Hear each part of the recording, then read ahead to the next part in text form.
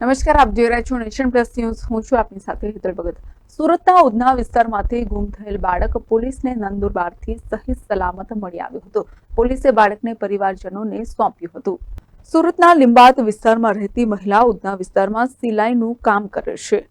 મહિલા બાળક ઇરફાનને લઈને કામ પર લઈને ગઈ હતી, ત્યારે બાળક રમતા રમતા બહાર નીકળી ગયું હતું. મહિલાએ તપાસ કરતા બાળક કોઈ જગ્યાએ મળી આવ્યું ન હતું, જેને લઈને મહિલાએ ઉધના પોલીસ મથકે બાળકના ગુમ થવાની ફરિયાદ નોંધાવી હતી. ફરિયાદના આધારે પોલીસે તપાસ હાથ ધરી હતી. પોલીસે સીસીટીવી ફૂટેજ તપાસતા બાળક રેલવે સ્ટેશન ગયું હોવાનું નજરે પડ્યું હતું.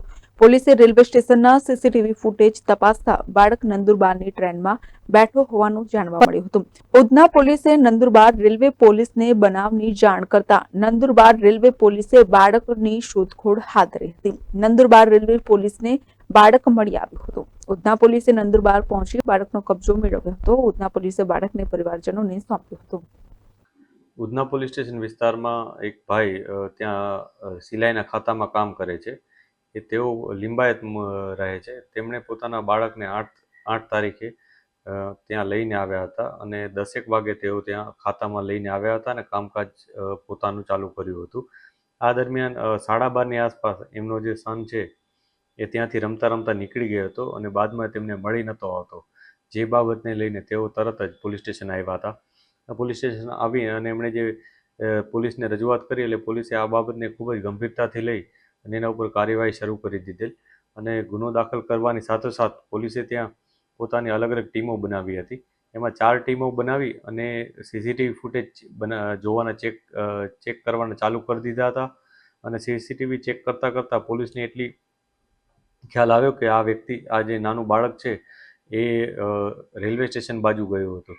તેથી પોલીસ ત્યાં પણ પહોંચી હતી. ત્યાંથી તપાસ કરતા કેટલીક માહિતી મળી હતી. સીસીટીવીમાં પણ જાણવા મળ્યું હતું કે તે રેલવે સ્ટેશનની અંદર જઈ અને કોઈ ટ્રેનમાં બેસી જાય છે. જે બાબતે વધુ ઊંડાણપૂર્વક પોલીસે તપાસ કરી હતી અને અલગ અલગ ટ્રેનનો જે ટાઈમિંગ્સ હોય એ પ્રમાણે લોકોનો પણ સંપર્ક કર્યો હતો.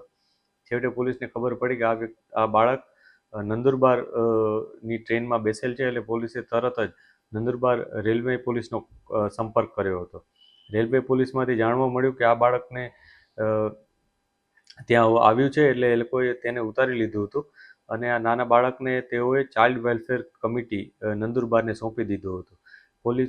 ઉધના પોલીસ ત્યાં પહોંચી હતી તત્કાલ અને નાના બાળકનો કબજો લીધો હતો. એનું ચેક કર્યો હતો. એથી એને કોઈ ઈજા કે અન્ય કોઈ તકલીફ પડી છે કે નહીં એ પણ પૂછ્યું હતું.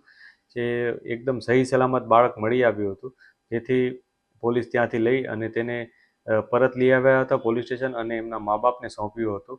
આ સાથે સાથે એના મા બાપનું અને બાળકનું પણ કાઉન્સેલિંગ કરવામાં આવ્યું હતું કે ભાઈ એ આવી રીતના નહીં કરવું જોઈએ, એને શું ધ્યાન રાખવું જોઈએ, કોઈ પણ કંઈ સમસ્યા થાય તો શું તકેદારી રાખવી જોઈએ, એ તમામ બાબતે બાળકનું અને એના પરિવારજનોનું કાઉન્સેલિંગ પણ કરવામાં આવ્યું હતું. Report Nation Plus News Surat. સમાચારોના સતત અપડેટ મેળવવા માટે અમારી નેશન પ્લસ ન્યૂઝની યુટ્યુબ ચેનલને સબસ્ક્રાઇબ કરો, બેલ આઇકન દબાવો અને જોડાયેલા રહો ફેસબુક, ઇન્સ્ટાગ્રામ અને ટ્વિટર પર.